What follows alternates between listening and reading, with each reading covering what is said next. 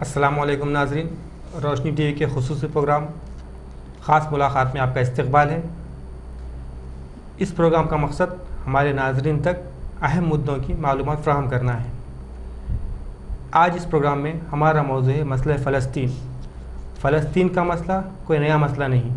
1845 में उस इलाक़े में यहूदियों की सिर्फ 12,000 तादाद मौजूद थी, लेकिन 19वीं सदी के आखिर में यहूदियों ने मुनज़्ज़म अंदाज में उस इलाक़े में बसने की शुरुआत की और वहाँ पर ज़मीनें ख़रीदने की मुहिम का आगाज़ किया। लेकिन उस वक्त के तुर्की सुल्तान अब्दुल हमीद ने जायदादें ख़रीदने पर पाबंदी लगा दी। बावजूद इसके अंग्रेज़ों ने तुर्कों पर दबाव बनाया और ज़मीन की ख़रीदो फ़रोख्त को आम किया, जिसके बाद यहूदियों को खुलेआम इजाज़त मिली कि वो वहाँ पर अराज़ी की ख़रीदो फ़रोख्त कर सकते हैं। उस वक्त इसराइल 1938 में जब यहूदियों की काफ़ी तादाद उस इलाक़े में जमा हो गई, तब अंग्रेज़ों ने बाज़ाब्ता तौर पर फ़लस्तीन की तक़सीम का ऐलान किया। उस वक्त इसराइल का रकबा सिर्फ 5,000 मुरब्बा मील था, जो अब 34,000 मुरब्बा मील पर मौजूद है, और यहूदियों की आबादी इस वक्त उस इलाक़े में तकरीबन 57 लाख के करीब पहुंच चुकी है। इस अहम मुद्दे पर बात करने के लिए हमारे साथ हमारे यहाँ के दानिश्वर और ज़िम्मेदारान मौजूद है, जो इस मसले को काफ़ी तवील वक्त से उठाते आ रहे हैं, आवाम के सामने उजागर करते आ रहे हैं। हम आपका उनसे तारुफ़ करवाते हैं और वो इस मसले पर क्या ख्याल करते हैं हम उनसे जानते हैं। हमारे साथ मौजूद है जनाब हाफिज़ लईक़ ख़ान साहब, जो जमीयत के सदर भी है, और जनाब अब्दुल अज़ीज़ साहब, जो trustee human welfare foundation new Delhi, जनाब ज़फ़र आखिल साहब, जो सेक्रेटरी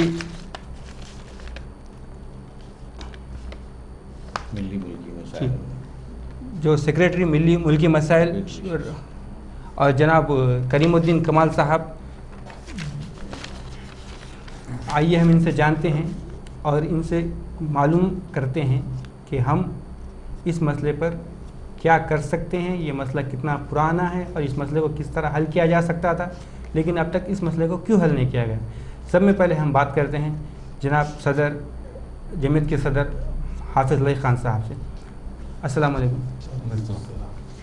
जी। हाफिज़ साहब, मसले फ़लस्तीन जो कि कोई नया मसला नहीं है और काफ़ी तवील मसला चलते आ रहा है, ये उस वक्त से लेकर ताहाल तक इस मसले को लेकर कई दफ़ा अक़वाम मुत्तहिदा में भी इजलास मुनक़्क़िद किए गए, दुनिया में इसकी मज़म्मत की गई, लेकिन ये मसला जो का तो बरक़रार है। इसकी क्या वजह है?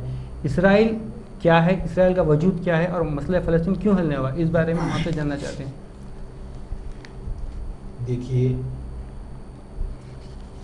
फ़लस्तीन में जो सबसे अहम जगह है जिससे सारे आलम के मुसलमानों का ईमानी रिश्ता वाबस्ता है, वो है क़िब्ले अव्वल बैतुल मुक़द्दस।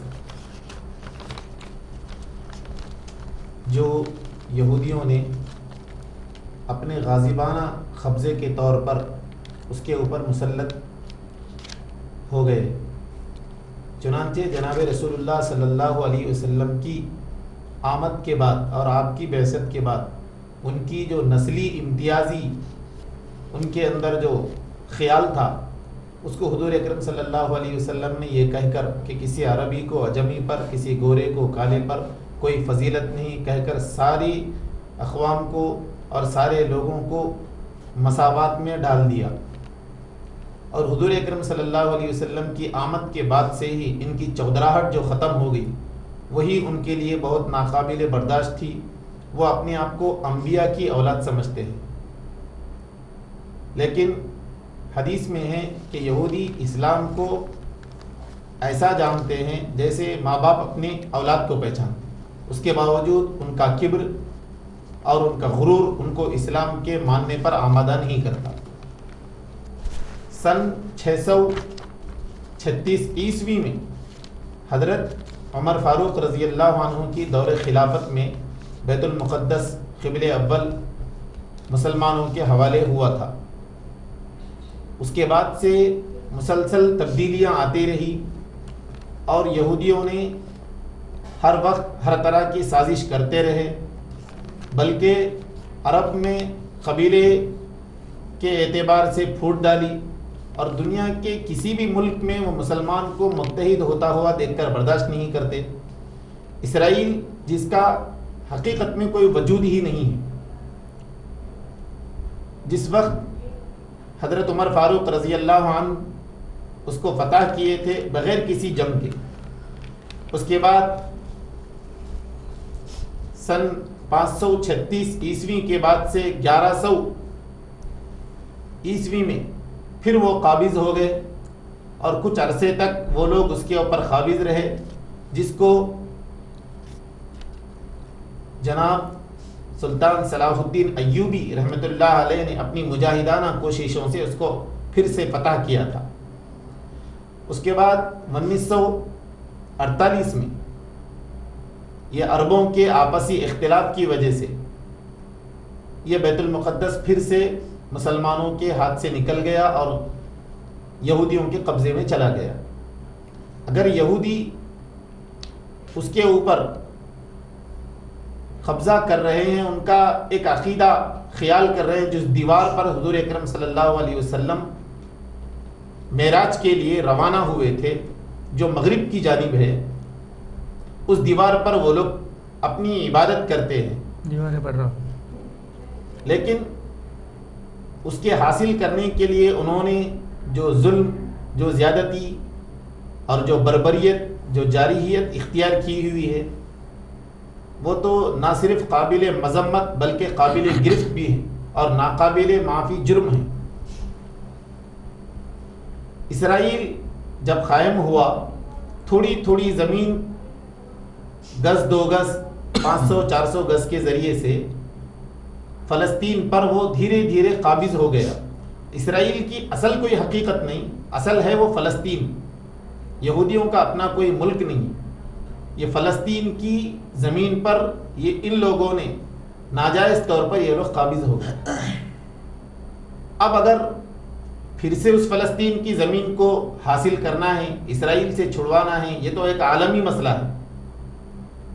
اس کی سب سے زیادہ ذمہ داری عالم اسلام اور عالم عرب پر عائد ہوتی ہے کہ وہ اپنی رقم جو مغربی ممالک میں جمع کر رہے ہیں اور جو اس کا سود نہیں لیتے، اس کا راست فائدہ اسرائیل اور امریکہ کو ہوتا ہے۔ ان کو چاہیے کہ وہ اپنی رقم اپنے ملکوں میں جمع کرے، اسلامی بینکنگ نظام قائم کرے، اور پٹرول کا جو معاملہ ہے جس کو انہوں نے اس کا حراج جو نیو یارک میں کرتے ہیں بجائے اس کے عرب ملکوں میں کرے۔ پٹرول عرب کا اور سودا اسرائیل امریکہ کراتے ہیں، اس کی ایک بڑا فیصد کا حصہ ان کو جاتا ہے۔ اب ہم ہندوستان کے ایک ایسی جمہوری ملک میں قیام پذیر ہے کہ ہم ایسی کوئی حرکت یا ایسا کوئی عمل نہیں کر سکتے جس سے ملک کی قانون کی خلاف ورزی ہو۔ ہمارے ذمے تو اتنا ہی ہے کہ ان کی معیشت پر ضرب کاری کے لیے، جیسا کہ پورے ملک میں آج آواز اٹھ رہی ہے کہ اسرائیلی مصنوعات کا بائیکاٹ کیا جائے، ضروری اشیاء جو وہ لوگ بنا رہے ہیں اس کے بجائے ہم ہمارے ملک کی جو مصنوعات ہے اس کا استعمال کریں۔ اس سے تھوڑا بہت ان کی معیشت پر ضرب کاری ہو سکتی ہے، لیکن یہ جذبہ ہم میں ہمیشہ قائم رہے کہ بیت المقدس قبلہ اول جس کا ہمارا ایمانی رشتہ ہے اس کو حاصل کرنے کے لیے ہم ہمیشہ تیار جمہوری طرز پر یہاں پر احتجاج کیے ہیں اور کرتے آ رہے ہیں، اور انشاءاللہ اس کو کرنا بھی چاہیے۔ جی جناب عبدالعزیز صاحب، یہودی قوم کا تقریباً 5000 سال تک یہودی قوم کا تقریباً 5000 سال تک کوئی اپنا وطن نہیں رہا، لیکن اب جب اس قوم کا اسرائیل ایک وطن بن چکا ہے، اس کی کیا وجہ ہے کہ وہ قوم 5000 سال تک بے وطن تھی، اب عرب کی سرزمین کو اپنا وطن بتاتے ہوئے ظلم و جبر کر رہی ہے۔ اس پر ساری دنیا بالخصوص عرب ممالک خاموش تماشبین بنے ہوئے ہیں۔ اس کو آپ کس نظر سے دیکھتے ہیں؟ آپ کا ذائقہ کیا اس کو دیکھنے میں؟ جی میں روشنی ٹی وی کے ناظرین کو اس مادھیم کے ذریعے یا اس چینل کے ذریعے چند اہم امور جو اس مسئلے سے متعلق ہے اس کی آگاہی دینا چاہتا ہوں۔ ایک تو بنیادی مسئلہ یہ لفظ بارہا سنتے آئے ہیں ہم، بلکہ سنتے آتے ہیں، کوئی اخبار اس سے خالی نہیں ہے کہ اسرائیلی مملکت یا اسرائیلی حکومت یا اسرائیلی طاقتیں یا اسرائیلی استعمار. تو یہ لفظ اسرائیل جو ہے در حقیقت حضرت یعقوب علیہ السلام کا لقب تھا. اسی بنیاد پر انہیں بنی اسرائیل سمجھا جاتا ہے، اور کم و بیش ان کی مکمل تاریخ 4000 سال پر پھیلی ہوئی ہے، 1-2 سال پر نہیں. قرآن مجید جو آخری کتاب ہے اور جو ایک ایتھنٹک جو ہے خدا کی طرف سے آئی ہوئی کتاب ہے، اس میں اس کا تذکرہ موجود ہے، اور ان کے بارے میں یہ بات کہی گئی کہ یا بنی اسرائیل اذکروا نعمتی اللتی علیکم وانی فضلتکم علی العالمین.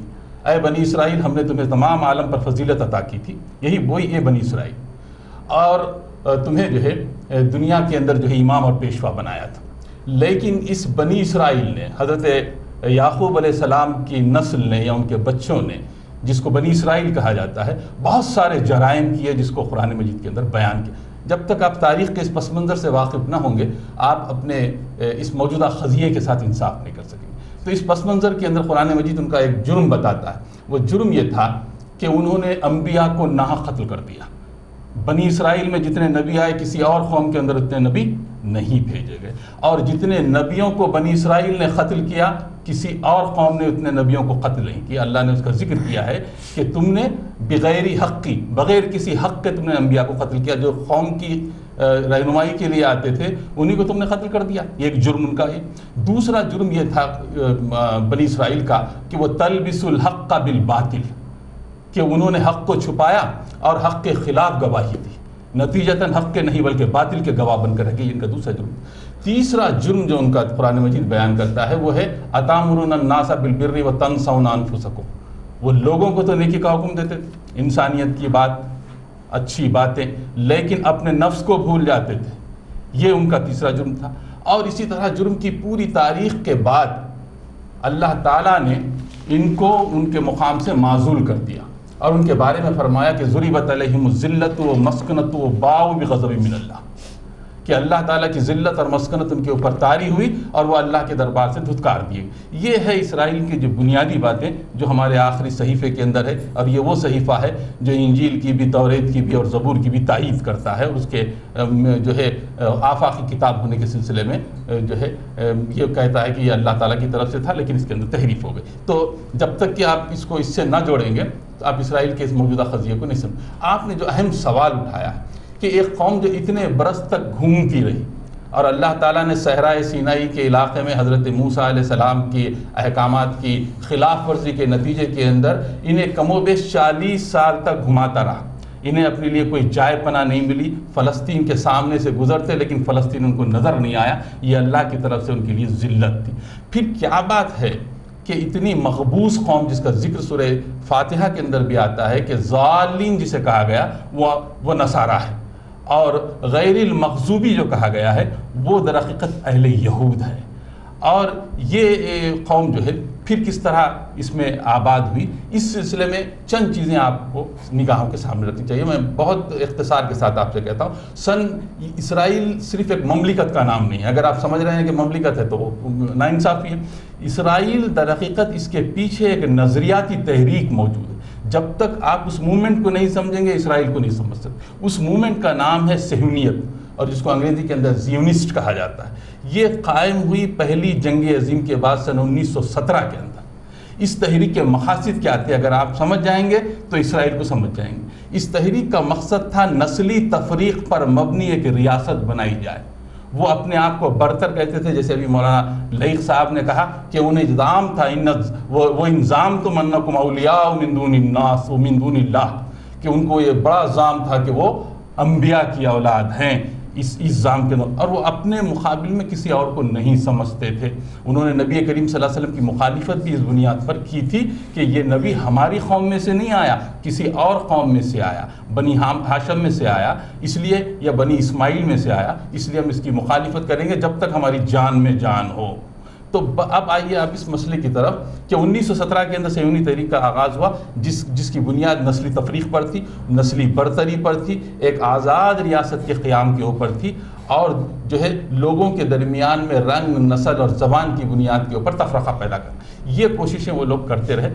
چنانچہ دوسری جنگ عظیم کے بعد، یہ واقعات کو آپ اس کڑی کے ساتھ جوڑیے، دوسری جنگ عظیم کے موقع پر جتنے یہودی مختلف مقامات پر بکھرے ہوئے تھے اور خاص طور یورپ کے اندر، انہوں نے جو ہے جرمن کے اندر رہتے ہوئے بھی اور باہر رہتے ہوئے بھی یورپی یونین کا ساتھ دیا اور ہٹلر کی مخالفت کی۔ یہ بات آپ نے 12 سنی ہوگی کہ ہٹلر نے ایک ہی مرتبہ جو ہے کم و بیش 8 لاکھ یہودیوں کو گیس چیمبر کے اندر ختم کر دیا۔ میں اس پر تھوڑی سی بات کرنا چاہتا ہوں، یہ حقیقت ہے یا فسانہ ہے، تاریخ ابھی تک اس پر خاموش ہے۔ ان کی تعداد 1000 تھی یا 1 لاکھ تھی، لیکن اس کو اتنا چرچا کیا گیا کہ دنیا کی مظلوم ترین قوم اگر کوئی ہے تو وہ اسرائیلی ہے، جس کے 8 لاکھ افراد کو ایک ہی دن کے اندر ختم کیا گیا۔ یہ وہی بات ہے جو 9/11 کے اندر ہوا ہے، 2 بڑے بڑے ٹاورز گرا دیے گئے، گرے یا نہ گرے آج تک بھی مورخ سناٹے کے اندر ہے کہ اس کے اوپر کوئی رپورٹ نہیں آئی۔ میں ناظرین سے کہنا چاہتا ہوں اس پر آج کی تاریخ میں 2014 میں بھی کوئی رپورٹ نہیں آئی کہ آخر یہ گرانے والا کون تھا، گرے بھی تھے یا نہ گرے تھے وغیرہ وغیرہ۔ تو یہ بھی ہو سکتا ہے کہ آپ کے اسرائیل کے تعلق سے ایک عالمی ہمدردی، میں آپ کے سوال پر آ رہا ہوں، عالمی ہمدردی کی ایک لہر پیدا کر دی جائے، اس لیے ہٹلر کو نمونہ بنا کر یا ہٹلر کو ٹارگٹ بنا کر کہا گیا کہ 8 لاکھ 10 لاکھ کہیں کہا گیا 16 لاکھ یہودی جو ہے ایک ہی وقت کے اندر ہلاک کر دیے گئے۔ اس حقیقت پر تو میں کہنا نہیں چاہتا، ہو سکتا ہے ان کی تعداد کم و بیش رہی ہو، لیکن اس کے بعد یہ صورتحال پیدا ہوئی کہ ان کے لیے کوئی جائے پناہ نہیں تھی، ان کے لیے کوئی جگہ نہیں تھی، ان کے لیے کوئی زمین نہیں تھی۔ تو یہ دنیا کی جو بڑی طاقتیں ہیں، جہاں تک دوسری جنگ عظیم کے بعد سے جو ہے ایک جو ہے نیشنل لیگ، انٹرنیشنل لیگ کا بھی قیام عمل میں آیا، اس کے بعد اسی ادارے کو UN کی حیثیت حاصل ہوئی 1942 کے اندر۔ اس ادارے کے اندر جو لوگ کرتا دھرتا تھے، اس میں فرانس تھے اور آپ کے برطانیہ تھا، گریٹ برطانیہ، اس کے اندر جو ہے یونائٹڈ اسٹیٹ آف امریکہ تھا، اس کے اندر رشیا تھا۔ یہ بڑی طاقتوں نے یہ محسوس کیا کہ عربوں کے پاس دولت کے ذخائر موجود ہیں، اور وہاں پر اس فلسطین کو اگر بسا دیا جائے تو مستقبل قریب میں بھی اور مستقبل بعید کے اندر بھی ان کے اندر ایک ایسا ناسور ہوگا جس کو بنیاد بنا کر ہم ان کے وسائل کے اوپر قبضہ کرتے رہیں۔ مجھے آپ بتائیے، عراق کی تباہی ہوئی، اس کے تیل کے ذخائر ختم کر دیے گئے، وہاں پر ہزاروں لاکھوں انسانوں کو ختم کر دیا گیا، محض اس بنیاد پر کہ وہاں پر جراثیم کش ہتھیار ہے، وہاں پر ایک کیمیکل علی موجود ہے۔ لیکن دیکھا گیا کہ خود صدر جو ہے وہ کسی بینکر کے اندر چھپا ہوا ہے، اس کو اپنی جان بچانے کی فکر ہے۔ تو یہ میڈیا ہمیشہ کسی کو ظالم اور کسی کو مظلوم ثابت کرتا ہے، اس لیے کہ دنیا کا 90% میڈیا یہودیوں کے ہاتھوں میں ہے، اور صرف 10% کے اندر پوری دنیا کے دوسرے کارپوریشنز کام کرتے ہیں۔ انہوں نے جس کو جو صدام کو ظالم قرار دیا تو ظالم، اور صدام کے حق میں تائید کی تو تائید کر دی، کبھی طالبان کی تائید کی تو کبھی طالبان کی مخالفت، جس کی جب ضرورت آئی، جس وقت یاسر عرفات کو استعمال کرنا آیا انہوں نے استعمال کر لیا، جس وقت یاسر عرفات کو نکال کے پھینکنے کی بات آئی تو محمود عباس کو لایا، یاسر عرفات کو نکال دیا۔ یہ دنیا کے نقشے کے اوپر ہمیشہ اپنے شاطرانہ چال چلتے رہے یہودی، تعداد میں کم ہونے کے باوجود بھی۔ چنانچہ ان کے لیے ایک ریاست کا قیام روایتوں کے اعتبار سے ایک بیلفورڈ معاہدہ ہوا بڑی طاقتوں کے درمیان میں، اور اس وقت امریکہ کے صدر مسٹر ٹرومن تھے، جنہوں نے اس کے قیام کے فوری بعد چند گھنٹوں کے اندر، دنیا کے اندر کوئی مثال نہیں ملتی، اسرائیل کے قیام کے صرف چند گھنٹوں کے اندر سب سے پہلا ملک جس نے اسرائیل کو تسلیم کیا وہ امریکہ تھا۔ اور اس کے ساتھ ہی جو ہے یہ اعلان ہوا کہ سن 1948 کے اندر باضابطہ ایک اسرائیلی مملکت کا قیام عمل میں آیا۔ جیسے لئیق صاحب نے بھی بات کہی، کچھ زمینات خریدے گئے، جیسے لینڈ گرابر ہوتے ہیں ہمارے شہروں کے اندر بھی اور دیگر ریاستوں کے اندر بھی، جو 2 ایکڑ زمین خرید کے 200 ایکڑ پر قبضہ کرتے ہیں، یہ دنیا کے سب سے بڑے لینڈ گرابر تھے جنہوں نے چند زمینیں خریدی اور اس کے بعد پورے علاقے پر قبضہ کر لیا۔ آج کی تاریخ میں 90% علاقہ اسرائیلیوں کے ہاتھ میں ہے اور 10% ان اصلی فلسطینیوں کے ہاتھ میں ہے جو اس ملک کے اندر، اس ریاست کے اندر اپنے بنیادی طور پر وہ شہری ہیں جن سے ان کی شہریت چھین لی گئی اور ان کی جو ہے زندگی کے سامان چھین لیے گئے اور ان کے وسائل چھین لیے گئے اور ان ساری چیزوں کے اوپر قبضہ کر لیا گیا۔ تو آپ کے سوال کا جواب یہی ہے کہ بڑی طاقتوں کی عالمی سازش کے نتیجے کے اندر، ان کی پشت پناہی کے نتیجے میں مشرقی وسطیٰ کے قلب جس کو فلسطین کہا گیا، جو انبیاء کی سرزمین ہے، اس کے اندر ایک اسرائیل کی ناپاک ریاست کو قائم کیا گیا تاکہ اس کے ذریعے اپنے دیرینہ وسائل کو اکٹھا کیا جا سکے اور اپنی چودراہٹ دنیا کے اوپر قائم کی جا سکے، یہی چیزیں تھیں جو اس کے قیام کا سبب بنی۔ جی، مولانا کریم الدین کمال صاحب بھی ہمارے ساتھ موجود ہے۔ ہم مولانا سے جانتے ہیں کہ مولانا سرزمین فلسطین انبیاء اکرام کی سرزمین رہی ہے، اور قوم عرب ایک غیرت مند اور بہت زیادہ طاقتور اور عزائم کی پکی قوم مانی جاتی تھی، لیکن آج جو فلسطین میں ہو رہا ہے انسانیت سوز واقعات ہر آئے دن ٹیلی ویژن اور جیسے کہ سوشل میڈیا، ویب سائٹ وغیرہ پر بھی ہر آئے دن منظر عام پر آ رہے ہیں، باوجود اس کے تمام عرب ممالک خاموش تماشبین بنے ہوئے ہیں۔ کوئی اس کی مذمت نہیں کرتا، کوئی اسرائیل پر پابندی لگانے کی بات نہیں کرتا۔ اس کے باوجود اس کے علاوہ مسلمانوں کا ایک عقیدہ، ایک متبرک سرزمین ہے فلسطین۔ تو اس بارے میں آپ کا کیا نظریہ ہے؟ آپ اس کو کس زاویے سے دیکھتے ہیں؟ فلسطین کی سرزمین جس کے تعلق سے قرآن پاک میں اللہ تبارک و تعالیٰ ارشاد فرما رہا ہے کہ بارکنا حولہ، مسجد اقصیٰ کے اطراف ہم نے برکتیں رکھی۔ مسجد اقصیٰ کے اطراف برکتیں رکھنے کا یہی مقصد ہے کہ وہ علاقہ اللہ نے برکت والا بنایا ہے، اور آج جو دنیا ان کے سائنس کی ترقی کی تعریف کرتی ہے کہ ایگریکلچر میں اگر دنیا میں کوئی ٹاپ ہے تو اسرائیل کے لوگ ہیں، تو اصل میں وہ فلسطین کا علاقہ ہے، اور وہ فلسطین کے علاقے میں اللہ نے برکتیں رکھی ہیں۔ ان کی اپنی تحقیقات اور ان کی جستجو کچھ بھی نہیں ہے، اللہ نے برکتیں رکھی ہے۔ وہاں جو دانہ ڈالا جاتا ہے وہ کئی دانے بل کر نکلتے ہیں، اور اس کو لوگ اپنی تعریف اور اپنی تحقیق اور اپنی ترقی وہ بتا کر دنیا کو مرعوب کرتے ہیں۔ اور حد یہ ہے کہ ہمارے اپنے علاقے سے لوگ زرعی ترقی اور تحقیقات کی جستجو کے لیے وہاں جا کے معلومات حاصل کرتے ہیں، حالانکہ وہ ان کی جستجو نہیں ہے، بلکہ اللہ نے جو برکتیں رکھی ہیں اس کا وہاں ظہور ہے۔ لیکن اب کیا کہا جائے کہ ایک چور اگر طاقتور ہو اور وہ یہ کہے کہ یہ چوری میرا فن تھا، میرا ہنر تھا، تو لوگ دنیا اس طاقتور کو مان لیتی ہے، وہی کیفیت ہے، ورنہ اصل میں ان کی اپنی جستجو کچھ نہیں ہے۔ ایک اور چیز کہ آج اس دور میں کہ اس مقام پر اتنا ظلم ہو رہا ہے، چھوٹے چھوٹے بچوں کو ہلاک کیا جا رہا ہے، بوڑھوں کو ہلاک کیا جا رہا ہے، خواتین کو ہلاک کیا جا رہا ہے، مظلوم یعنی سیدھے سادھے انسانوں کو ہلاک کیا جا رہا ہے، عبادت گاہوں پر حملے ہو رہے ہیں۔ یہ بہت شرمندگی کی بات ہے، لیکن افسوس یہ ہے کہ دنیا کا سب سے زیادہ اپنے آپ کو مہذب سمجھے جانے والا طبقہ، اپنے آپ کو مہذب کہلوانے والا طبقہ آج اس پر خاموش ہے، انسانیت کی ہلاکت پر وہ افسوس کا اظہار نہیں کرتا۔ بہت ہی شرمندگی کا مقام ہے۔ اور آج ہم کو معلوم ہے کہ اگر کوئی مالدار نوجوان کوئی پھٹا پینٹ پہنتا ہے تو وہ یہ کہتا ہے کہ میرا فیشن ہے، میرا شوق ہے، اور وہی غریب اگر کوئی غریب پہن لے پھٹا پینٹ تو یہ کہتے ہیں کہ کیا غربت ہے، اس کی غربت اس کے کپڑوں سے جھانک رہی ہے۔ یہ کیفیت ہے۔ آج یہ پھٹا پینٹ پہن کر اپنے آپ کو بہت ہی مہذب اور بہت ہی ترقی یافتہ اپنے آپ کو کہلوا رہے ہیں۔ ان کو شرم آنی چاہیے کہ جب کہیں اگر 100 آدمی کا حادثہ ہو جاتا ہے، 200 آدمی ہلاک ہوتے ہیں کسی حادثے میں، تو پوری دنیا کی مملکتیں افسوس کا اظہار کرتی ہیں، مگر آج فلسطین کی سرزمین پر تقریباً 2000 افراد ہلاک ہوئے ہیں، چھوٹے چھوٹے بچے جو اپنی زبان سے ایک لفظ نہیں ادا کر سکتے۔ ان بچوں کی ہلاکت پر بھی افسوس کا اظہار نہیں کیا جا رہا، بلکہ یہ کہا جا رہا ہے کہ اسرائیل کا حق ہے۔ اسرائیل کا کہاں سے حق ہے؟ جبکہ ان کا نہ وہ علاقہ ہے، نہ ان کا وطن ہے، نہ ان کا قبضہ ہے، نہ ان کی ملکیت ہے، اس کے باوجود یہ کہنا کہ ان کا حق ہے، کہاں سے حق ہوتا ہے؟ یہ سوائے ظالمانہ اور جابرانہ کوششوں کے اور ظالمانہ اور جابرانہ نیتوں کے اس کے علاوہ اور کچھ بھی نہیں۔ اور افسوس ہونا چاہیے پوری دنیا کو اس وقت، انسانیت، ان کی جو بڑی بڑی تنظیمیں بنائے ہوئے ان کو اس پر سوچنا چاہیے تھا کہ کیا یہی انسانیت ہے کہ انسان مر رہا ہے، بے زبان مر رہا ہے، جو بچہ اپنی زبان سے ایک لفظ ادا نہیں کر سکا وہ بچہ ہلاک ہو رہا ہے،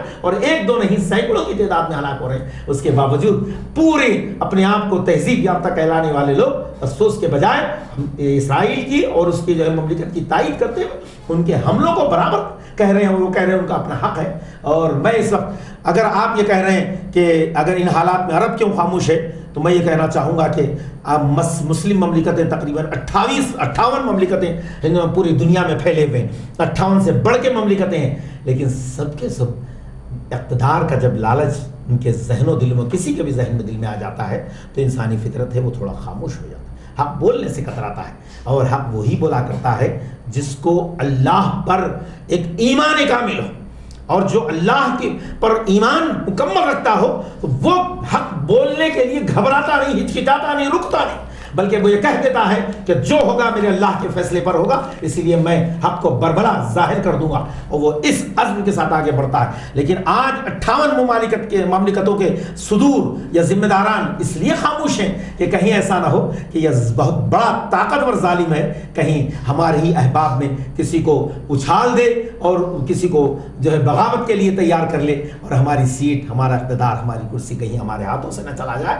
اسی لیے حکمرانی کے شوق میں، اقتدار کے شوق میں آج وہ لوگ ہزاروں لوگوں کی ہلاکتوں کے باوجود اس زبان سے کھل کر نہیں بول سک رہے ہیں۔ ایک دو مملکت کے لوگوں نے کچھ بولنے کی جسارت کی ہے، بلکہ لبوں تک کچھ جملے لائے ہیں، ورنہ انہوں نے بھی سچائی کا بربلا اظہار نہیں کیا ہے۔ کیوں؟ اس وجہ سے کہ ان کو مملکت اور حکومت پیاری، اور جس کو حکومت پیاری ہو یہی خوف ان کو لگا رہتا ہے کہ کب ہمارے اندر بغاوت ہو جائے، نہیں معلوم۔ اور واقعی تجربہ بھی ہے، آپ دیکھ لیجئے عراق کی سرزمین پر وہاں ایک حکمران نے بڑی جسارت کے ساتھ کچھ کہنا چاہا، تیاری کرنا چاہا، اس کو برباد کر دیا گیا، ہلاک کر دیا گیا، اور مملکت میں پوری عراق کی تباہی مچا دی گئی۔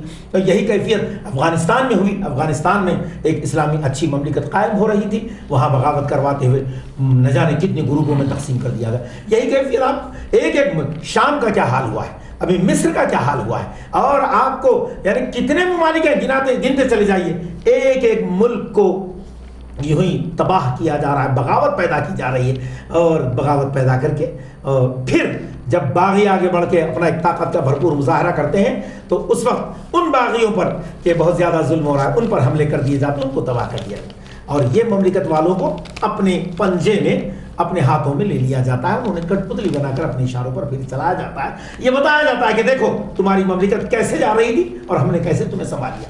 یہ کیفیت پوری دنیا میں ہو گئی، اور پھر وہی قاتل، وہی عادل، وہی شاہد ٹھہرے، اقربا میرے کریں خون کا دعویٰ کس میں؟ صحیح۔ تو میرے لوگ یہ عالم ہے تو وہ جائے کہاں کوئی ملک والا؟ ہر ملک والا اگر اقوام متحدہ جانا چاہتا ہے تو وہاں یہی ظالم و جابر تو قابض ہے، یہی مسلط ہیں، اپنی حکمرانی کو مسلط کیے ہوئے ہیں۔ 5-6 بڑے ممالک ہیں جو طاقتور ہیں، لیکن وہ لوگ امن پسندی کو یا جو ہے کسی لوگوں کی حقوق کی حصول کے لیے یا ان کے دلانے کے لیے جد و جہد نہیں کرتے، بلکہ وہ یہ دیکھتے ہیں ان سب سے ہم کتنا لوٹ سکتے ہیں، ہماری مملکت کو کیا فائدہ۔ یہ ان کی پالیسی ہے، اس پالیسی پر وہ لوگ عمل پیرا ہیں۔ لیکن اہل ایمان کو یہ چاہیے کہ اگر آپ اللہ پر بھروسہ کرتے ہیں کہ اللہ کی قدرت پر بھروسہ کرتے ہیں تو آپ کو یہ مان لینا چاہیے کہ دنیا کی کوئی طاقت آپ کو کرسی سے ہٹا نہیں سکتی۔ کسی قرآن پاک کی ایک آیت بھی ہے اور کسی شاعر کا شعر بھی ہے کہ مومن ہو تو بے تیغ بھی لڑتا ہے سپاہی، کافر ہو تو اسباب پہ کرتا ہے بھروسہ، کافر ہو تو اسباب پہ کرتا ہے بھروسہ، مومن ہو تو بے تیغ بھی لڑتا ہے سپاہی۔ تو مومن کو کسی ہتھیار کی ضرورت نہیں ہے، ایسے ہی بلا چوں و چرا، بلا دریغ برملا سچائی کا اظہار کرنا چاہیے، اور مظلوموں کی تائید و حمایت میں ہر اہل ایمان کو بولنا چاہیے اور یہ بتانا چاہیے کہ اور پھر ہم تو وہ ہیں کسی بھی جگہ، چاہے وہ مومن ہو یا کوئی بھی ہو، اگر ایک انسان ہے اور انسان اگر کہیں سسک رہا ہے، ایک تنہا انسان سسکتا ہے تو ہمارے دل میں ایک درد ہوتا ہے کہ ایک انسان مر رہا ہے، پریشان ہے، اور وہاں تو سینکڑوں ہزاروں کی تعداد میں بحیثیت انسانیت کے نام پر تو اس جنگ کو روکنا چاہیے، اس بربادی کو روکنا چاہیے، اور روک کر وہاں بات چیت کے ذریعے اس مسئلے کا حل ہونا چاہیے۔ آپ آج میں اپنے علاقے کی بات کروں، یہاں تلنگانہ میں چند لوگ آندھرا کے آ گئے اور انہوں نے ہر طریقے سے یہاں قبضہ جمایا، معیشت پر اور پراپرٹیز پر، پوری چیزوں پر۔ تو یہاں کے ہمارے لوگوں کے حقوق تلف ہو رہے تو ہم نے جدوجہد کی کہ ہمارا علاقہ خالی ہونا چاہیے، اور ہم نے ان کو واپس بٹھایا ان کے علاقے میں کہ جائیے، نئے لوگ جو آ رہے ہیں جائیے واپس۔ صرف یہاں تھوڑی سی تجارت ان کی بڑھی تو ہم لوگ کتنے بے چین ہو گئے، اور وہاں تو مکمل ان کی ملکیتیں قبضہ کی جا رہی ہیں، ان کی جانوں کو تباہ کیا جا رہا ہے، ان کے تمام معاشی معاملات کو تباہ و برباد کیا جا رہا ہے۔ تو کیسا وہ لوگ نہیں چیخیں گے؟ اور وہ لوگ چیختے ہیں تو آواز کو ان کی دبا دیا جاتا ہے۔ اور اس وقت میں سمجھتا ہوں کہ اس صدی کا شاید سب سے بڑا ظلم ہو کہ چھوٹے چھوٹے بچوں کو سینکڑوں کی تعداد میں ہلاک کیا گیا۔ بے قصور خواتین کو سینکڑوں کی تعداد میں ہلاک کیا گیا. دواخانے میں مرنے والوں، دواخانے میں جو علاج کے لیے ہیں اور ان جیسے مریضوں پر بھی بمباری کی گئی، انہیں بھی ہلاک کیا گیا. جبکہ پوری دنیا کا اقوام متحدہ کا بنایا ہوا قانون ہے کہ بچوں پر ظلم نہ کیا جائے. اقوام متحدہ کا قانون ہے کہ دواخانوں پر حملے نہ کیے جائیں. یہ دواخانوں پر حملے اس کے ہوئے اور دواخانوں کو تباہ و برباد کیا گیا. اس کے باوجود آج پوری دنیا کی مملکت خاموش ہے. انہیں اس کا احساس ہونا چاہیے. مولانا میں آپ کو روکنا چاہوں گا. مولانا آپ بتا رہے کہ اس کو روکنا چاہیے، اس کو روکے گا کون؟ یہی ان ظالموں کو ہم توجہ دلا رہے ہیں کہ اب ایک بات یاد رکھیں، ہر حکمراں چاہے وہ امریکہ کا ہو، فلسطین کا ہو، امریکہ کا ہو یا فرانس کا ہو یا جرمن کا ہو یا برطانیہ کا ہو یا کسی بھی طاقتور ملک کا ہو، ہم ان کو یہ بتانا چاہتے ہیں کہ تم لوگ یہ مت سمجھو کہ ہمیشہ زندہ رہو. تم سے پہلے تمہارا کوئی اور حکمران تھا، اس سے پہلے کوئی اور تھا، اس سے پہلے کوئی اور تھا. آج وہ زندہ نہیں ہے، صرف ان کا نام یاد کیا جاتا ہے گالیوں کے ساتھ یا ان کے اچھے کارناموں کے ساتھ، خوبیوں کے ساتھ یا ان کی برائیوں کے ساتھ. تو یہی کیفیت تمہارا بھی ہونے، یہی حال تمہارا بھی ہونے والا ہے. اسی لیے کچھ اچھے کام کرو تاکہ دنیا میں تم یاد کیے. جی جناب ظفر عاقل صاحب ہمارے ساتھ موجود ہیں. ہم یہ جانتے ہیں کہ ایسا سننے میں آتا ہے، کیا یہ بات سچ ہے کہ ترکی مسلمان اور عرب مسلمان یہ دونوں میں تفرقہ پیدا کیا گیا؟ پیدا کرنے کے بعد میں پھر وہ جیسا کہ انگریزوں کی پالیسی تھی پھوٹ ڈالو اور حکومت کرو، اسی کے تئیں ترکی اور عرب مسلمانوں میں پھوٹ ڈالی گئی. اس کا ہی سبب ہے کہ آج فلسطین یہ خمیازہ بھگت رہا ہے. کیا یہ بات صحیح ہے؟ میں اس موقع پر جناب افضل صاحب آپ کے اس روشنی ٹی وی کے ذریعے سے اور اس کا شکریہ ادا بھی کرتا ہوں. اور یہ ایک بہترین موقع ہے میڈیا کا کہ آج اسی سوشل میڈیا کی وجہ سے یہ جو سانحہ عظیم جو قریب 40 دن سے جو ہے جاری ہے، جیسے ابھی ہمارے اس پینل ڈسکشن کے دیگر حضرات کے ذریعے سے بھی بات آئی ہے کہ 2000 سے زائد بچے، عورتیں، بوڑھے اور عام جو ہے سویلینز جو ہے ختم ہوئے ہیں اور 10,000 سے زائد جو ہے زخمی ہیں. اور کتنے ایسے ہیں، بلکہ ایک یہ اطلاع بھی آئی ہے کہ تدفین کے مسائل کے کارن کی وجہ سے ان کو بعض وقت میں فریز بھی کیا گیا ہے. ظاہر ہے کہ یہ حالات ہیں. اس میں سوشل میڈیا نے یہ جو مواقع دیے ہیں اس کا پازیٹیو استعمال جو ہے آج سوشل میڈیا کا میں خاص طور پہ کہنا چاہوں گا کہ سوشل میڈیا بجائے خود جیسا کہ عام طور پہ زبانوں پہ آ جاتا ہے کہ اس کا جو پازیٹیو مثبت استعمال ہے کہ اس کے ذریعے سے آج جو ہے یہ سارا معاملہ اس حیثیت میں سامنے آیا ہے کہ آج دنیا میں کئی ممالک میں، آج سے پہلے شاید ایسا ہوا ہو، پہلی مرتبہ یہ ہوا ہے کہ کئی ممالک نے اس ظلم پر جو ہے آواز بلند کی ہے. اور میں اس ذریعے سے بھی کہوں گا کہ جب سے یہ معاملہ آیا ہے، اس کو بھی جو بات یہاں آئی ہے یہ ضرور ہے کہ جو ہے یہ ایک مذہبی اعتبار سے بھی مسئلہ ہے. اگر ہم صرف مذہبی اعتبار سے اس مسئلے کو رکھیں تو ظاہر ہے کہ جو نان مسلمس ہیں کہ وہ اس مسئلے کو کیوں کر سمجھ سکیں گے. یہ بات بھی سامنے ہے کہ ہم سٹیزنز آف انڈیا بھی ہیں، مسلم بھی ہیں تو سٹیزن آف انڈیا بھی ہیں.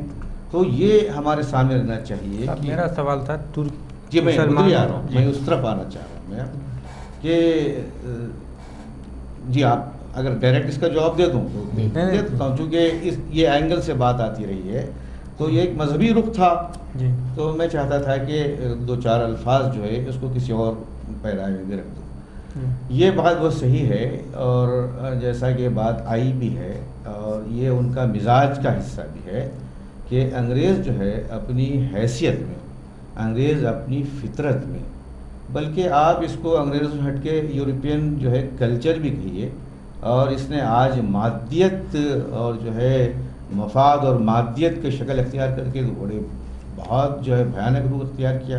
تو ان کی پالیسی تھی کہ ان کو اگر حکومت کرنا ہے تو لڑاؤ اور حکومت کرو. اس کی سب سے زندہ مثال یہ ہے کہ جس 1000 سالہ حکمرانی میں ہندوستان کے اندر جب یہاں پر جو ہے اسلام کا پرچم آیا تو انہوں نے اس وطن کو اپنا وطن بنایا، اس وطن کی مٹی کو جو ہے اس کو زرخیز کیا، بلکہ اس وطن کو ایک اکھنڈ بھارت بنانے میں جو ہے مسلمانوں نے رول پلے کیا. ان کا بڑا تعمیری جو ہے کردار رہا ہے. یہ ایک کردار تھا.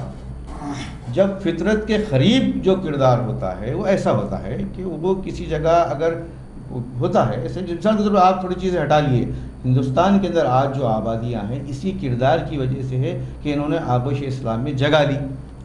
اس کے بالمقابل آپ یہ ان کا جو ہے 200-400 سالہ جو حکمرانی کا دور دیکھتے ہیں، انہوں نے بادشاہ ظفر کہیے یا اس کے پہلے جو رول جو ان کا رہا ہے وہ لڑاؤ اور حکومت کرو. کتنے سووں جو ہے راجے رجواڑوں میں انہوں نے اس کو تقسیم کر دیا، کتنے آپسی خلفشار میں باپ بیٹے کو لڑا دیا. یہی چیز تھی جب جو ہے خلافت عثمانیہ موجود تھی. خلافت عثمانیہ ظاہر ہے کہ اچھا آپ کو اگر لڑاؤ اور حکومت کرو اور انگریز اور آپ ترک اور عرب کی بات کرتے ہیں تو میں آپ کو ایک مثال دینا چاہوں.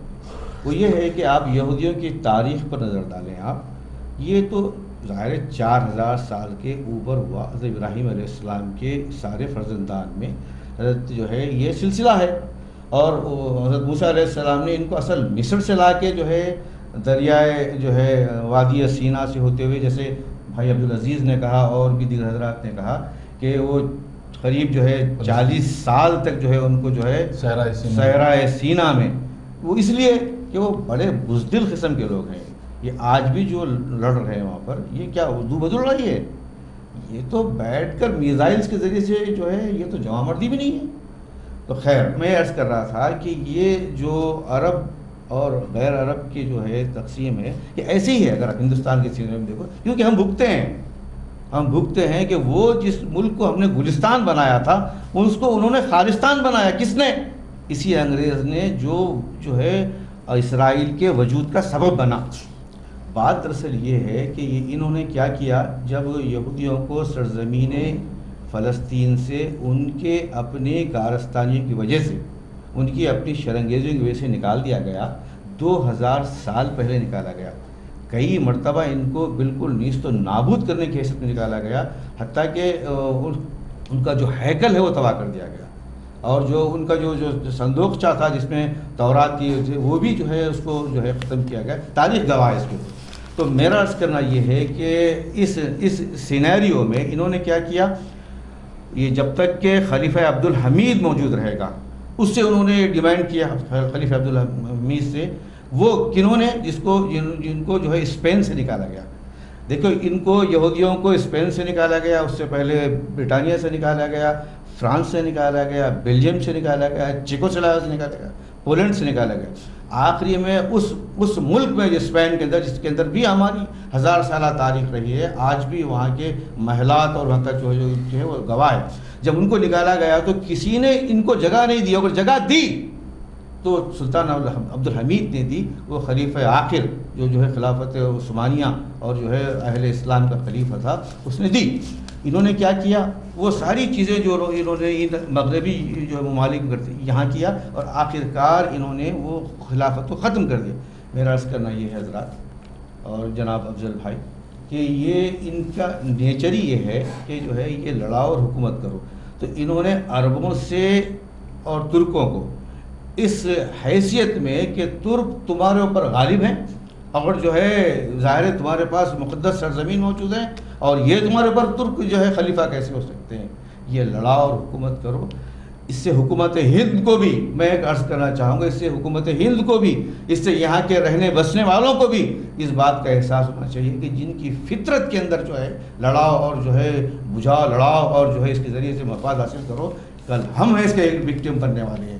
تو انہوں نے عربوں کو سلطنت عثمانیہ کے خلاف کیا، اور سلطان عبدالحمید سے انہوں نے کہا کہ ہم تمہارے سارے قرضے معاف کرتے ہیں، اور تم ہم کو تھوڑی سی زمین دو.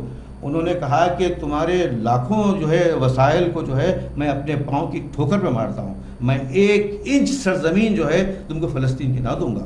اب چونکہ آپ کا سوال راست متعلق ہے، میں کہیں اور گفتگو کروں گا، صحیح نہیں رہے گی. اسی عبدالحمید کو جب تخت سے اتارا گیا عربوں کو استعمال کرتے ہوئے، اور آپ کو معلوم ہے لارنس نے جو ہے کیا کیا، لارنس جو ہے وہ بڑی سازش کا حصہ تھا، اور اس نے جو ہے وہ سارے عربستان کے عربوں کو بالکل چھوٹے چھوٹے رجواڑے قسم کے چھوٹے قبیلے کوئی بدو قبیلہ ہے، ان کو جمع کر کے ان کو سازش کا حصہ بنا کے اور جو ہے خلافت عثمانی کو ختم کیا.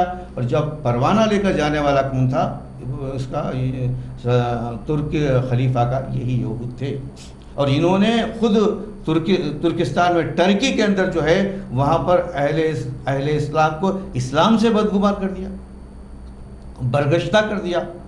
یہ ایسی قوم ہے جو جہاں رہے گی نفاق کرے گی. تو آپ صرف عرب اور جو ہے آپ ٹرکی مت کہیے، عرب اور عجم مت کہیے، یہ جس ملک میں جائیں گے، یہ جس گھر میں جائیں گے، یہ جس پلیٹ میں کھائیں گے وہاں چھید کریں گے. اس سے ہم کو، ہمارے عوام کو، ہمارے ملک کو، ہمارے جو رہنماؤں کو، سیاسی مذہبی، ان کو جو ہے یہ ساری تاریخ کو اپنے پیش نظر رکھنا ہے. اور یہی وہ چیز تھی جس کو مہاتما گاندھی نے جو ہے پیش کیا تھا. آپ کو یاد ہے 1948 کے اندر واحد انڈیا وہ ملک تھا جس نے جو ہے قیام جو ہے اسرائیل کے جو ہے خلاف میں اٹھ دیا تھا. یہ ہمارا کردار تھا. پنچشیل کے جو ہے ہم جو ہے رہبر و رہنما تھے، اور ہم جو ہے 2 بلاکس کے اندر جو ہے ایک متوازن قوت تھے.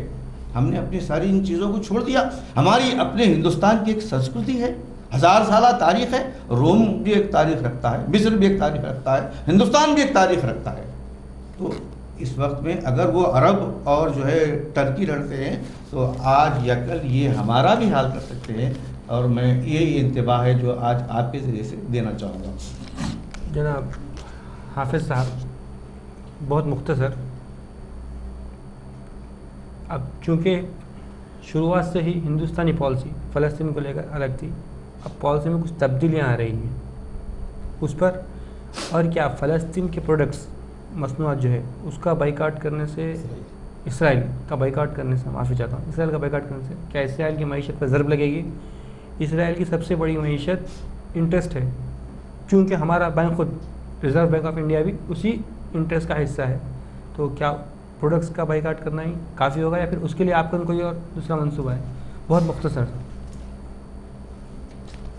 اسرائیلی مصنوعات کا بائیکاٹ کرنا یہ ہمارے اختیار اور حق میں ہے جی، اور ماباقی جو معاملات ہے وہ حکومت کر سکتی ہے. تو آپ حکومت کیا پیغام دینا چاہیں گے؟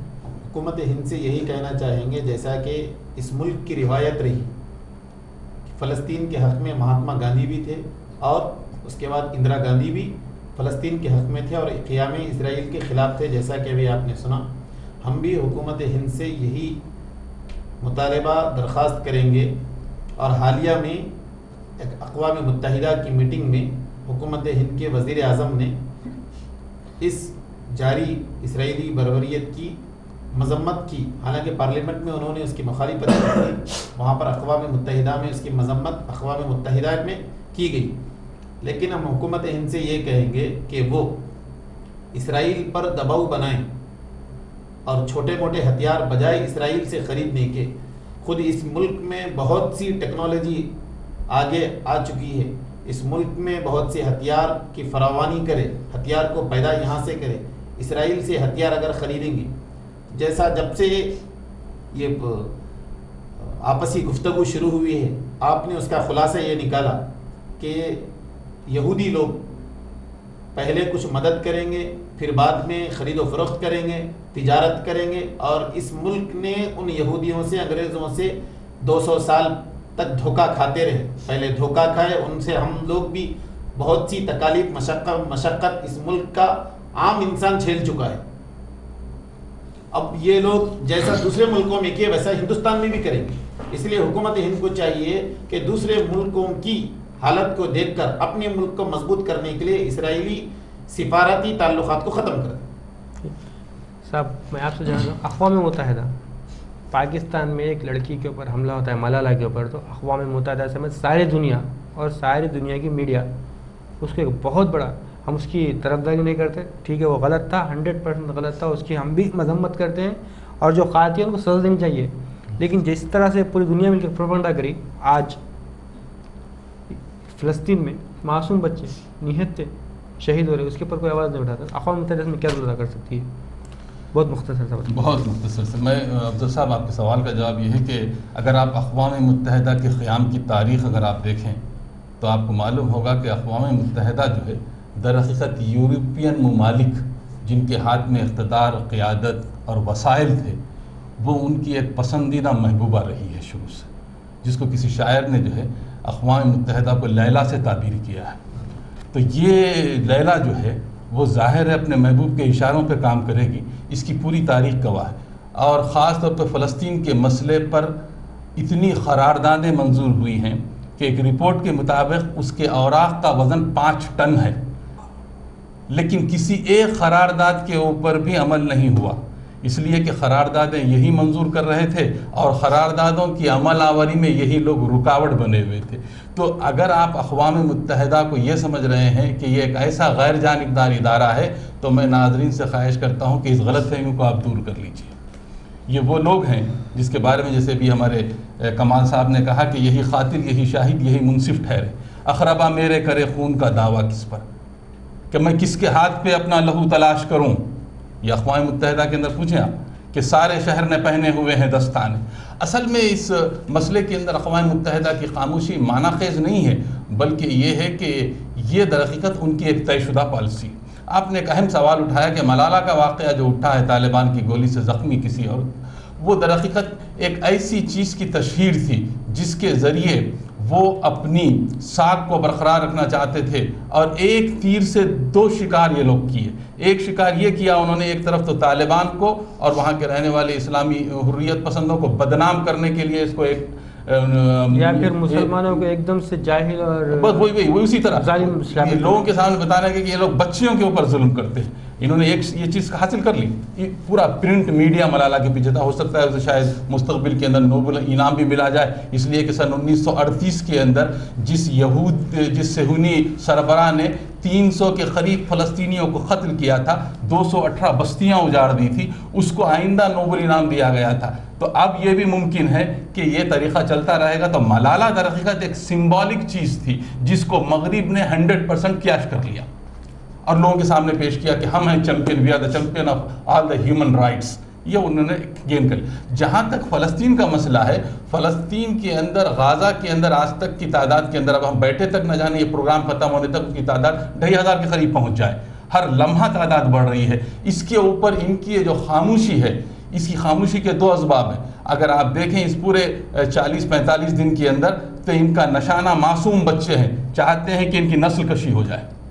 دوسرا یہ کہ ان کی قیادتوں کو نشانہ بنا دیا جائے کہ جب کسی قوم کی قیادت ختم ہو جاتی ہے تو اس قوم کی کمر ٹوٹ جاتی ہے۔ یہ 2 نشانے کے اوپر اس وقت صہیونی تحریک اسرائیلی حکومت کو استعمال کر امریکی سامراج کے زیر سایہ مسلمانوں کی قیادت کو ختم کر رہی۔ آپ نے بڑا اچھا سوال مولانا سے کیا تھا اور مولانا نے اس کا جواب بھی دیا تھا، عرب ممالک کی خاموشی کی وجہ کیا؟ میں انگلی پر گن کے بتاتا ہوں۔ عرب ممالک در حقیقت عرب ممالک نہیں ہے، یہ نوآبادیات ہیں، کالونیز ہیں۔ یہ کالونی جس سے پہلے فرانس کے زیر اثر رہی، برطانیہ کے زیر اثر رہی، اور پھر جو ہے آپ کے جرمن کے زیر اثر رہی، ہر جگہ پر۔ تو یہ جب واپس آئے وہاں سے 1962 سے یہ سلسلہ شروع ہوا، اپنی پسند کے حکمرانوں کو انہوں نے بٹھا کر آیا۔ یہ کٹ پتلی حکمران آج کے نہیں ہیں، ان کی تاریخ بھی 40 سال پرانی ہے۔ آتے ہوئے آ گئے، لیکن ہر جگہ چاہے وہ آل سعود ہو، آل النیان ہو، آل احمد الصبا ہو، یا پھر آپ کے آل مختوم ہو دبئی کے، یہ سارے کے سارے حکمران آج کے نہیں ہیں، ان کی تاریخ بھی 50 سال کی ہے۔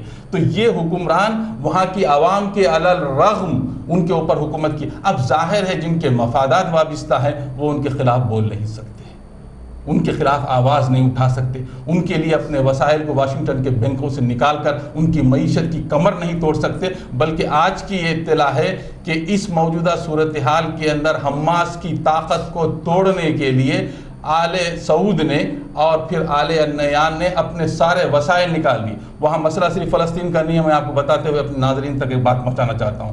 وہاں مخالفت مصر کے اندر اخوان کی ہوئی۔ اس اخوان ایک اسلامک موومنٹ ہے، وہ اس کے بڑھتے ہوئے اثرات کو اپنی شہنشاہیت اور امپریلزم اور انارکی کے خلاف خطرہ محسوس کرتے ہیں۔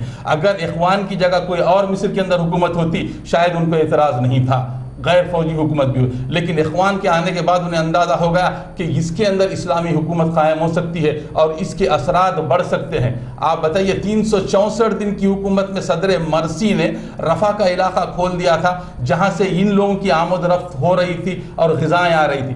آج آپ غازہ کی اس پٹی کو دیکھیں، اگر مجھے پاس پین ہوتا تو بتا دیتا میں آپ کو، 118 کلومیٹر پھیلی ہوئی پٹی، ایک طرف مصر ہے، دوسری طرف جارڈن ہے، اور ایک طرف تو وہ علاقہ ہے جہاں سے وہ لوگ بھاگ نہیں سکتے، اور یہ پوری کی پورے تقریباً 18 لاکھ فلسطینی ایک جیل کے اندر زندگی گزار رہے ہیں۔ پینے کا پانی نہیں ہے، کھانے کے لیے کھانا نہیں ہے، غذائیں نہیں ہے، دوائیں نہیں ہے، ہسپتال نہیں ہے، اور ساری چیزیں ختم ہو گئی ہیں۔ اس دیوار کے دوسری جانب سارے وسائل موجود ہیں ان لوگوں کے لیے۔ کن کے لیے؟ یہودیوں کے لیے اور اسرائیلیوں کے لیے اور ان کے لیے، اور معصوم بچے تڑپ رہے ہیں۔ تو بات آپ نے جو کہی کہ ملالہ کو انہوں نے ایک نمونے کے طور پر سمبولک انداز سے کر کے انکیش کر لیا۔ جہاں تک یہ مسئلہ ہے، تو مسئلہ صرف فلسطین کا نہیں ہے، انہوں نے کبھی برما کے اوپر آواز نہیں اٹھائی، روہنگا کے اوپر آواز نہیں اٹھائی، تیونس کے اندر آواز نہیں اٹھائی، لیبیا کے اندر، لیبیا کی تو معیشت ختم ہو جائے گی، بہت ممکن ہے کہ چند سالوں کے اندر لیبیا افریقہ کے نقشے سے مٹ جائے گا۔ یہ بڑی بڑی سازش ہے۔ اور 2003 کے اندر افغانستان پر جو بمباری کی گئی، وہ بمباری پوری 2 عظیم جنگوں کے اندر جتنا بارود استعمال ہوا افضل صاحب، اس ایک جنگ کے اندر صرف 1 برس کے اندر اتنا بارود گرا دیا گیا جس سے افغانستان کے پہاڑ ریزہ ریزہ ہو گئے۔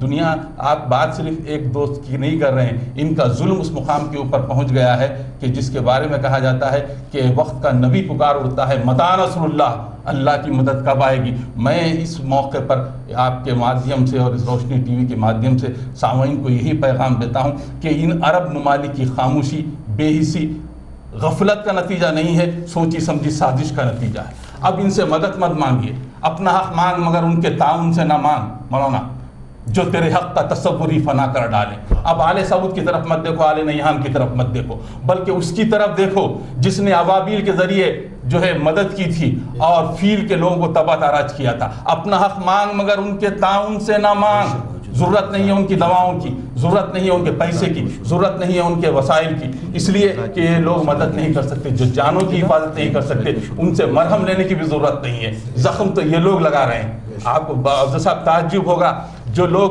جو ہے ریڈ کراس سوسائٹی کے تحت آئے تھے دبئی سے، ان لوگوں نے حماس کے پوشیدہ ٹھکانوں کا پتہ اسرائیل کو بتایا۔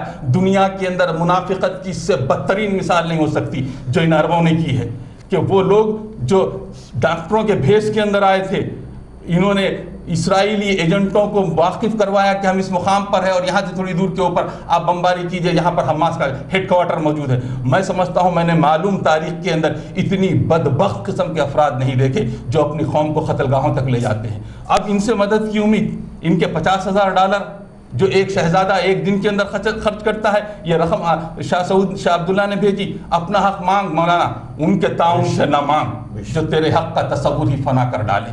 ہاتھ اٹھا مگر ان کے جلو میں نہ اٹھا جو تیرے ہاتھ تیرے تن سے جدا کر ڈالے۔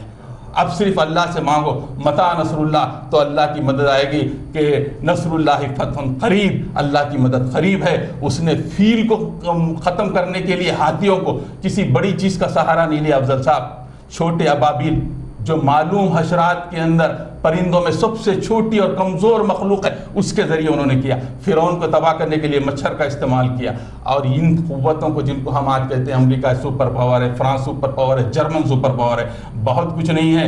آپ نے دیکھا اللہ تعالیٰ نے اپنی کتاب کے فَكَذَّبُوا ثَمُودُ بِالتَّقْوَىٰ إِذِ انبَعَثَ أَشْقَاهَا فَقَالَ لَهُمْ رَسُولُ اللَّهِ نَاقَةَ اللَّهِ وَسُقْيَاهَا، کہ اللہ تعالیٰ نے صالح علیہ السلام کی اونٹنی کو جس نے مارا تھا، ایک فرد تھا ناظرین، ایک فرد تھا وہ، لیکن اللہ تعالیٰ نے اس پوری قوم کو تباہ کر دیا۔ فَدَمْدَمَ عَلَيْهِمْ رَبُّهُمْ بِذَنبِهِمْ فَسَوَّاهَا وَلَا يَخَافُ عُقْبَاهَا۔ اللہ تعالیٰ کو اپنے آخرت کی فکر نہیں۔ اور یہ جو بچیاں فلسطین کی ہیں، یہ میں سمجھتا ہوں صالح علیہ السلام کی اونٹنیوں سے زیادہ مقدس ہے۔ اور اللہ کا جب عذاب آئے گا، لوگ پوچھتے ہیں کہ یہ سلسلہ کب تک رہے گا۔ میں نے کہا کہ اللہ کے پاس دیر ہے لیکن اندھیر نہیں، ضرور آئے گا۔ ان کی آوازیں سنی، 2 مہینے کی 3 مہینے کی بچیاں دم توڑ رہی ہیں اپنے ہاتھوں میں، کیا اللہ تعالیٰ نہیں دیکھ رہا ہے اس کو؟ لوگوں نے پوچھا کہ ایک آدمی اٹھتا ہے اور اونٹنی کو مارتا ہے، پوری قوم کو عذاب کیوں آتا ہے؟ مفسرین کہتے ہیں مولانا پوری قوم کو اس لیے عذاب آتا ہے کہ اس پوری قوم کا اجتماعی ضمیر مردہ ہو چکا تھا اور اللہ انہیں صفحہ ہستی سے مٹا دیتا۔ اور یہ عرب حکمرانوں کو بھی یہ تنبیہ ہے، قرآن وہ بھی پڑھتے ہیں کہ یہ سوچ لیں کہ اگر فلسطین کے ساتھ یہ ظلم رہے گا تو تمہاری کرسیاں بھی سلامت نہیں رہے گی، تمہارے دستار بھی سلامت نہیں رہیں گے اور تمہارے تاج بھی سلامت نہیں رہیں گے، یہ گلیوں کے اندر اچھالے جائیں گے۔ یہ ہمارا پیغام ہے، اس مادھیم سے ہم ناظرین صاحب میں آپ سے بہت مختصر جانا چاہتا ہوں، غزہ کا جو معاملہ اب شروع ہے اس کا کیا مقصد ہے، کیوں شروع آئی ہے؟ آپ اگر مجھے اجازت دیں تو دو ایک الفاظ تھوڑا سا میں، مختصر جی مختصر دو ایک الفاظ میں کہ کیا ابھی اسرائیل کے جو ہے یہودیت صہیونیوں کا اس علاقے پر حق ہے؟ ایک بنیادی سوال ہے یہ سوال کہ جو ہے وہاں اسرائیل کا قیام اس کا حق ہے۔ ظاہر ہے کہ 48 کے اندر جو ہے برطانیہ کے جو ہے مینڈیٹ کے اوپر 181 جو ہے ریزولیشنز کے ذریعے جب اقوام متحدہ نے اس کو جو ہے کہ اسرائیل کو وہاں پر بسایا ہے، ہم تسلیم نہیں کرتے ہوں گے، دنیا کے کچھ ممالک یا زائد ممالک تسلیم ہوں گے۔ سوال اگر یہ ہے کہ کیا وہاں پر اسرائیل کا ایک بطور ریاست ان کا حق ہے، ایک سوال ہے۔ تو حضرات اگر فرض کیجئے ایک مقام سے جیسا کہ ان کا دعویٰ ہے کہ وہ ان کو اپنی سرزمین ہے، میں نے ابھی اپنی گفتگو میں کہا تھا کہ ان کا اصل وقت تو مصر تھا جہاں سے وہ نکلے تھے موسیٰ علیہ السلام کے ذریعے سے، اور وہ وادی سینا میں جو ہے وہ آنے کے بعد ان کو فلسطین جو ہے دیا گیا، لیکن کچھ سالوں ہی کے اندر جو ہے ان کو کئی مرتبہ وہاں سے دربدر کر دیا گیا۔ آج 2000 سال سے جو ہے وہ اس ملک میں نہیں رہتے ہیں، اور عرب جو اس ملک میں اب ہیں انہوں نے اسلام قبول کیا، وہ وہاں کے رہنے والے ہیں، وہ 2500-3000 ہزار سال سے وہاں بستے ہیں۔ تو آپ سوچئے کسی ایک مقام پر کوئی ایک قوم اگر 2000 سال پہلے اس کو چھوڑ چکی ہے اور اس کا اپنا ملک بھی نہیں تھا، وہ مصر تھا، تو وہ کیا اس کا حق آج اقوام متحدہ یا جو ہے سارے دنیا کے ممالک تسلیم کرے اور ان کی مرضی کے بغیر تسلیم کرے جو وہاں رہتے بستے ہیں؟ تو یہ تو بالکل ایک قسم کا ظلم ہوگا۔ یہی ظلم ہے جو اسرائیل کے نام پہ ہے۔ اب اگر ہم اس کو تسلیم کریں تو انڈیا کے اندر یہاں دراوڑیز قوم آباد تھی، کیا آرینز جانے کو تیار ہے یہاں پر؟ ابھی یہاں پر جو ہے جو 56 سے پہلے جو بس گئے بتا رہے ہیں ہم ابھی، اور آندھرا لوگوں کے بارے میں جسے مولانا نے بھی تذکرہ کیا ہے کہ جو ہے آندھرا لوگوں کے تعلق سے تلنگانہ لوگوں میں ایک بات ہوئی 2000 سال کے بعد اگر ایسا تسلیم کیا تو سارے دنیا کے ممالک کے اندر ان کے وارث قوموں کو ملک دینا پڑے گا۔ یہ ناانصافی، ظلم اور غیر غلط بات ہے۔ دوسری چیز جو میں آپ کے پاس رکھنا چاہ رہا ہوں، جسے آپ نے سوال کیا اس طرف لوٹنا چاہ رہا ہوں میں، وہ یہ ہے کہ یہ جو مسئلہ شروع ہوا ہے، یہ ٹیکنالوجی جس کا ڈیولپمنٹ ہمارے سامنے ہے، اور یہ جو سائنس اور یہ مختلف ترقیات جو ہیں اس کے جہاں فائدے ہیں اس کے غلط استعمالات بھی ہیں۔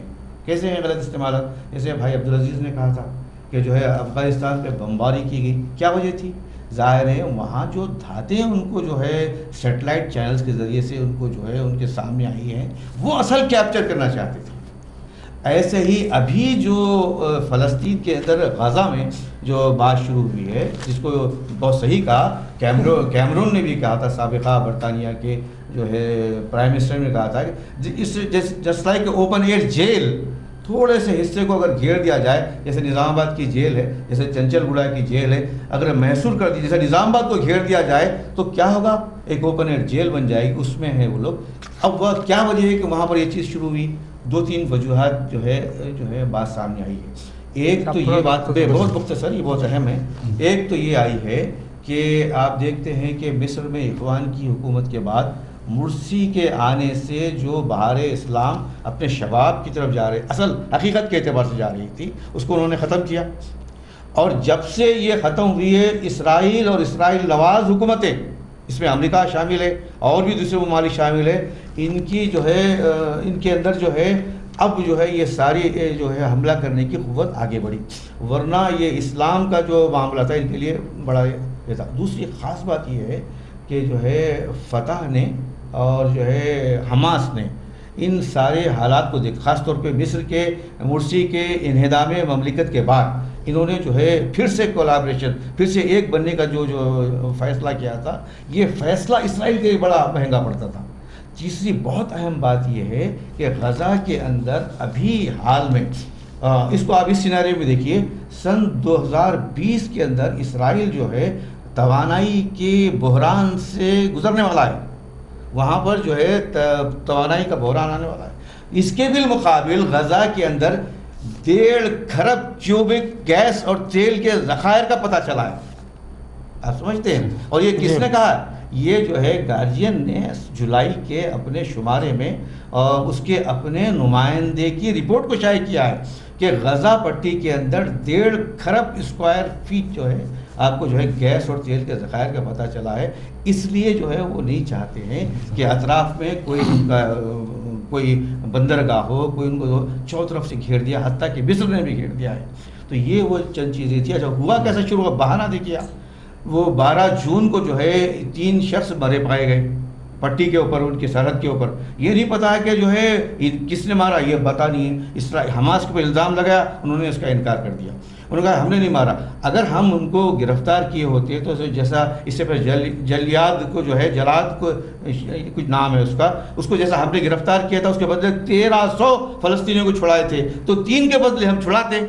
لیکن اس کے جواب میں انہوں نے 12 سالہ بچے کو گرفتار کیا، زندہ جلایا، اور جو ہے رفح کے پاس 6 جو ہے قائدین کو ختم کیا۔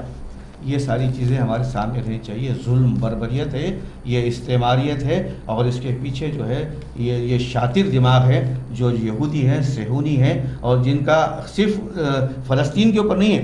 آپ دیکھیں گے ان کا جو پلان ہے، اس کے اندر خدا نہ خواستہ اللہ محفوظ رکھے، اور یقیناً اللہ محفوظ رکھے گا، یہ جو ہے اس میں مصر شامل ہے، اس کے اندر جو ہے جارڈن شامل ہے، اس کے اندر حتیٰ کہ مدینہ منورہ کی بستی کے قریب تک جو ہے یہ اپنا ایک نقشہ رکھتے ہیں۔ پروٹوکولز ایک کتاب ہے، پروٹوکولز جو ہے یہودی صہیونی سازشوں نے سارے عالم کے اندر جو ہے ایک پلاننگ کی ہے۔